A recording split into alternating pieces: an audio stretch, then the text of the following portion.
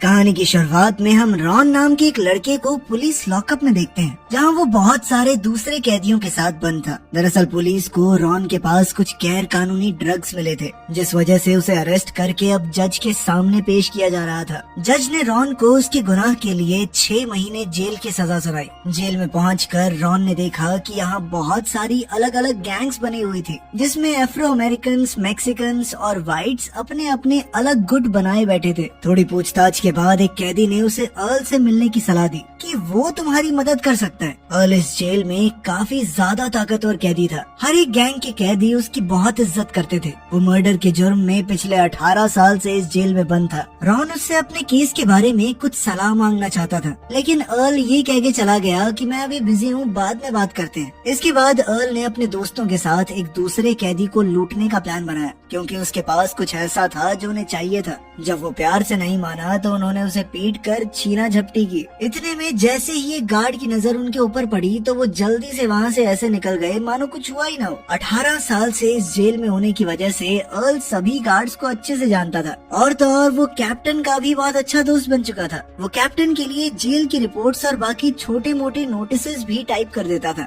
Ron के cell में उसके साथ एक ट्रांसजेंडर कैदी को डाला गया था, जिसने उसे बताया कि चिकना है तो लड़के, थोड़ा बच के रहना, समझा? तुझे तो कच्चा चबा जाएंगे, खूंखार दरिंदे भरे पड़े इस जेल में। खैर उसी शाम अर्ल का एक दोस्त वीटो रॉन को साइको माइक नाम के कैदी से बात करते हुए देखता है। वीटो जानता था कि साइको माइक किस तरह का इंसान है, और उसने अर्ल को बताया कि रॉन पर जल्द ही एक अटैक होने वाला है। उधर रॉन का सेलमेट वो ट्रांसजेंडर कैदी भी रॉन को जल्द से जल्द एक तेज धार चाकू का इंतजाम करने को कहता है, ताकि रॉन खुद को बचा सके। अगले दिन रॉन ने जिम में अर्ल से पूछा कि उसे एक तीखा चाकू जैसा हथियार कैसे और कहां से मिल सकता है। साथ ही उसने अर्ल को साइको माइक वाली पूरी बात बताई। अर्ल ने कहा कि देख, तू कुछ महीनों के लिए आया है यहाँ पर, लड़ाई झगड़े में पड़ेगा तो तेरी सजा और बढ़ सकती है, समझा? जिसके बाद वो खुद अपने दोस्तों के साथ माइक से मिलने पहुंचा। उसने कह दिया कि वो नया लड़का रॉन मेरा रिश्तेदार है, और अगर उसे कुछ भी हुआ तो मैं बदला लेने आऊंगा। अर्ल इस जेल में हर एक गैंग के लोगों को जानता था। माइक ने सोचा कि एक नए लड़के के चक्कर में जेल के गॉड फादर से दुश्मनी महंगी पड़ सकती है, और वो तुरंत ही अर्ल की बात मानकर पीछे हट गया।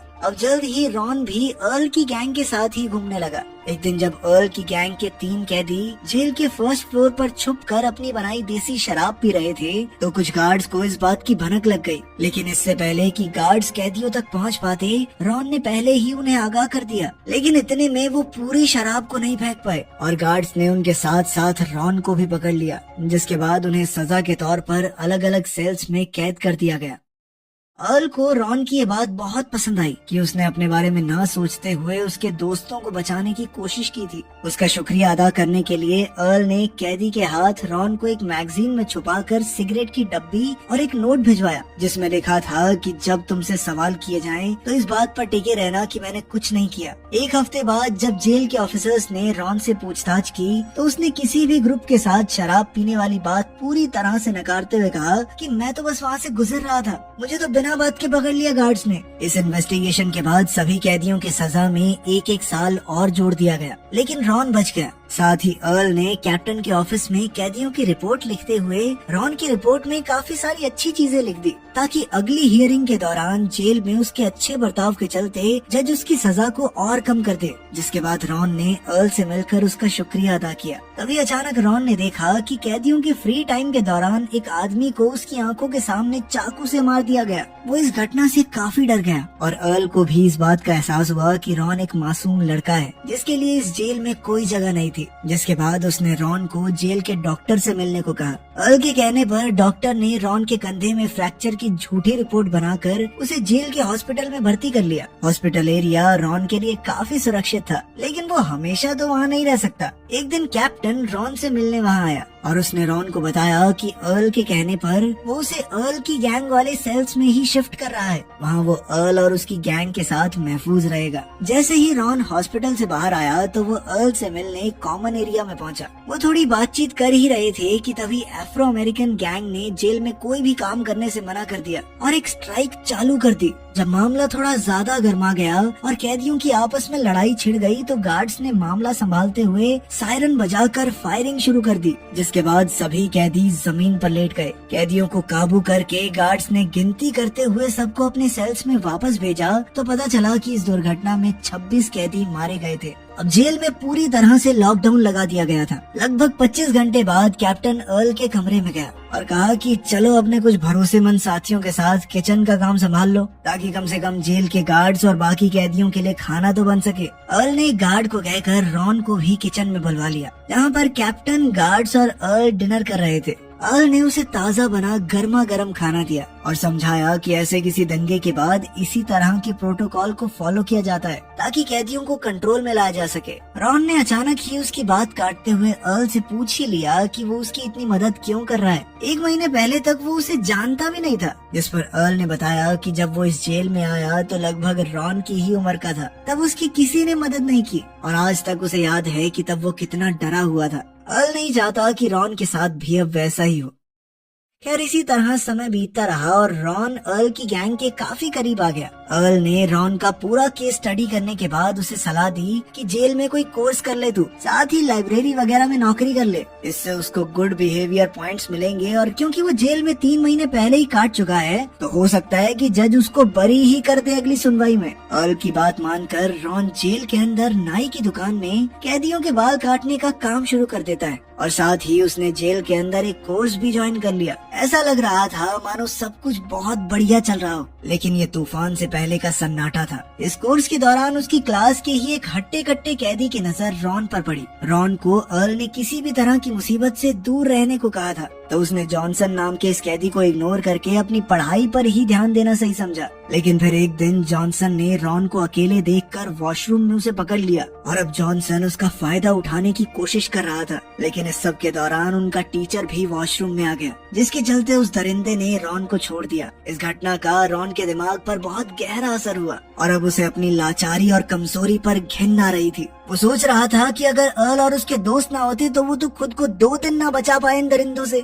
अब उसने अर्ल को बिना बताए जेल के एक बूढ़े कैदी को कहकर एक बड़े से चाकू का इंतजाम किया, जिसे लेकर वो सीधा उस कैदी पर हमला करने निकल पड़ा। लेकिन उस बूढ़े कैदी ने अर्ल को बता दिया कि रॉन आज एक चाकू लेकर गया है मेरे पास से। अर्ल जल्दी से उसके कमरे में पहुंचा और उसे समझाया कि देख, जो भी तेरे साथ हुआ गलत हुआ और बदले की आग जो तेरे अंदर जल रही है ना वो भी सही है, लेकिन अगर तूने उसके ऊपर हमला किया और गार्ड्स को भनक भी लग गई तो एक और केस लग जाएगा तेरे ऊपर। जेल में सड़ना चाहता है क्या तू हमेशा? हाँ। साथ ही उसने रॉन से वादा किया कि वो अपनी गैंग के साथ उस कैदी को सबक जरूर सिखाएगा और इस बार रॉन अपना बदला खुद लेना चाहता था। वो बिना अर्ल को बताए अपना चाकू लेकर उस आदमी के सेल में पहुंच गया, लेकिन जॉनसन को रॉन से बिल्कुल भी डर नहीं लगा। उधर रॉन को अपने कमरे में ना पाकर अर्ल भी जल्दी से वहां पहुंच गया और उसने जॉनसन को देखते ही उस पर हमला बोल दिया। लेकिन जॉनसन काफी ताकतवर था, उसने अर्ल का हाथ मरोड़कर उसे जेल की सलाखों पर दे मारा। इतने में पीछे से रॉन ने मौका देखकर जॉनसन की पीठ में चाकू घोंप दिया, जिसके बाद जॉनसन दर्द से करहाता हुआ जमीन पर गिर गया।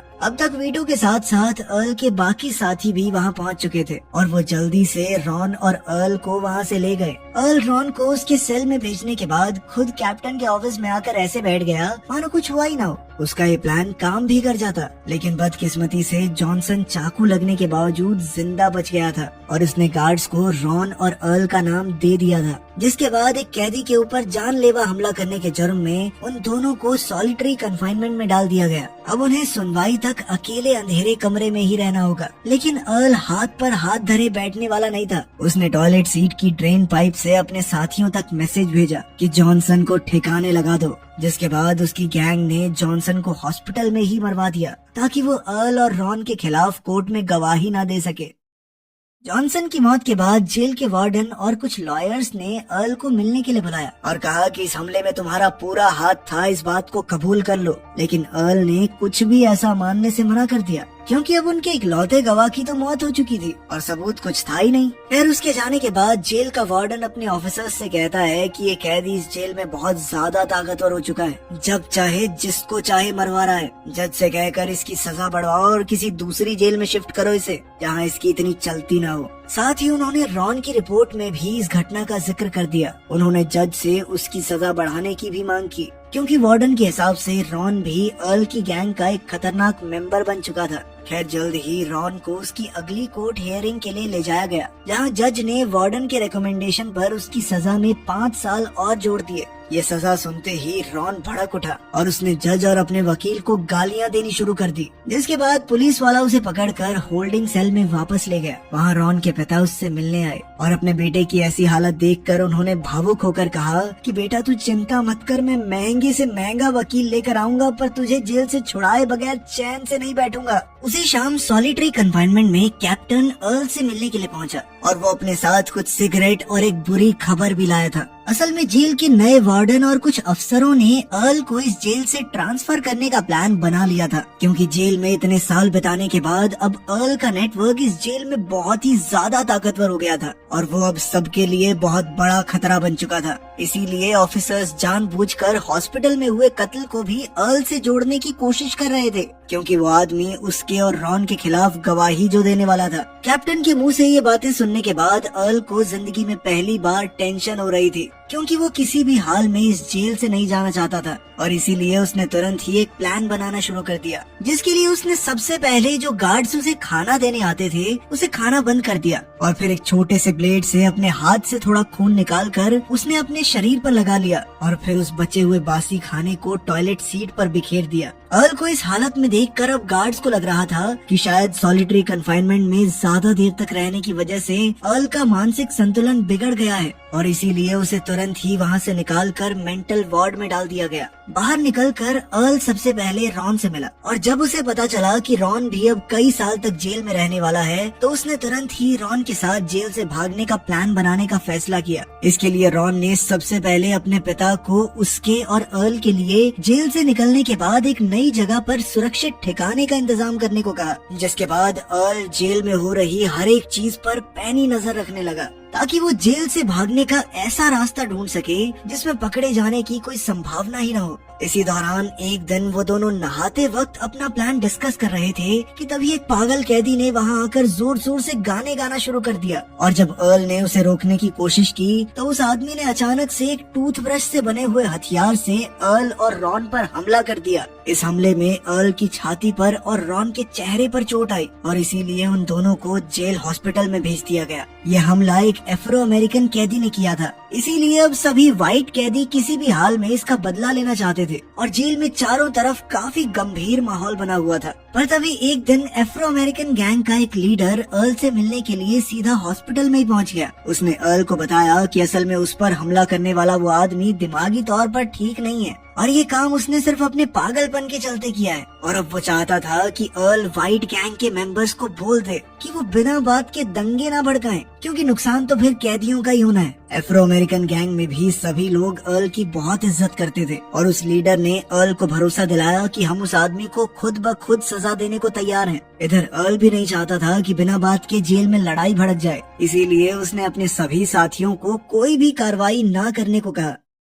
इसके बाद अफ्रो अमेरिकन गैंग के खतरनाक आदमी ने उस हमलावर को मारकर जेल के गार्बेज ट्रक में फेंक दिया ताकि उसकी लाश गार्बेज ट्रक में ही क्रश होकर जेल से बाहर निकल जाए। पर जैसे ही ये बात अर्ल को पता चली तो उसके दिमाग में तुरंत जेल से बाहर निकलने का एक प्लान चलने लग गया, जिसके बाद उसने रॉन को बताया कि गार्बेज ट्रक हर रोज जेल में आता जाता है पर इसके अंदर से कभी जांच नहीं की जाती, क्योंकि ड्राइवर हमेशा कूड़े को अंदर ही क्रश कर देते हैं और इसी डर की वजह से आज तक किसी ने उसके अंदर घुसने की कोशिश तक नहीं की। पर अगर वो कुचले गए बिना अंदर छुपने में कामयाब हो गए तो उनके सामने उनकी आजादी बाहें फैलाकर खड़ी थी। ये काम बहुत खतरनाक था और इसीलिए अर्ल ने अपने सबसे पुराने साथियों से मदद मांगी और उन लोगों ने पूरा प्लान सुनने के बाद गार्बेज ट्रक के कर्मचारियों को रिश्वत देकर इस काम के लिए मना लिया। उधर किचन में काम कर रहे कैदियों ने उन दोनों के लिए 2 बड़े सरियों का इंतजाम किया, जो कि उनके हिसाब से इतने ताकतवर थे कि वो क्रशर को रोक सके, क्योंकि उन्हीं की मदद से उन्हें ट्रक के अंदर घुसने के बाद क्रशर को रोकना था वरना उनकी हड्डी पसली एक हो जाएगी। सारी तैयारियां खत्म करने के बाद अब अर्ल और रॉन जेल से भागने के लिए तैयार थे। एक रात पहले अर्ल अपने सभी खास साथियों के साथ एक आखिरी बार बैठा और उन सभी को अलविदा कह दिया, क्योंकि अब 18 साल के बाद अगली सुबह वो यहाँ से भागने वाला था। खैर अब अगली सुबह अपने कमरों से बाहर निकलते ही रॉन और अर्ल चुपके से किचन में घुस गए, जहाँ कुछ कैदियों ने उन दोनों की गार्ड्स से छुपने में मदद की, जिसके चलते वो लोग गार्बेज बैग और उन सरियों को लेकर सीधा गार्बेज ट्रक के पास पहुँच गए, जहाँ गार्ड्स की नजर से बचते हुए रॉन सीधा ट्रक के अंदर कूद गया। पर जैसे ही अर्ल की बारी आई तभी अचानक एक गार्ड वहाँ पहुँच गया, जिसके चलते अर्ल चाहकर भी उस ट्रक के अंदर नहीं कूद पाया। अब तो गार्ड ने दरवाजा भी बंद कर दिया और फिर वहीं खड़ा होकर ट्रक वाले से बातें करने लगा। ठीक उसी समय ट्रक के अंदर मौजूद रॉन ने उस सरिये को क्रशर के बीच में अटकाकर अपनी जान बचा ली। कुछ देर बाद वो ट्रक किचन एरिया से निकलकर गेट पर पहुंच गया, जहाँ रूटीन चेकिंग के दौरान किसी भी गार्ड का ध्यान अंदर मौजूद रॉन पर नहीं गया। उन्होंने रोज की तरह बस ट्रक के नीचे चेक किया और उसे वहाँ से भेज दिया। इस वक्त अर्ल पूरी शिद्दत से ये प्रार्थना कर रहा था कि काश ये ट्रक गेट से बाहर निकलने में कामयाब हो जाए, क्योंकि वो सच में रॉन के लिए काफी खुश था और आखिरकार उनका प्लान कामयाब भी हो गया, बस उसके बिना। इसके बाद अर्ल जाकर वीटो से मिला और जब उसने वीटो को अपनी नाकामयाबी के बारे में बताया तो वीटो का कहना था कि भाई जेल से बाहर जाके तू करेगा भी क्या। सब जानते हैं कि जेलर का तो बस नाम है, इस जेल को चलाता तो तू है, राजा है तू यहाँ का, और तू चला गया तो इस जेल में मजा भी कहाँ आएगा मेरे दोस्त। वीटो की ये बात सुनकर अर्ल भी मंद मंद मुस्कुरा दिया। तो आपके हिसाब से अर्ल का जेल से ना निकल पाना बुरी चीज थी या अच्छी? आप क्या सोचते हैं कमेंट्स में जरूर बताना। मिलते हैं अगली वीडियो में।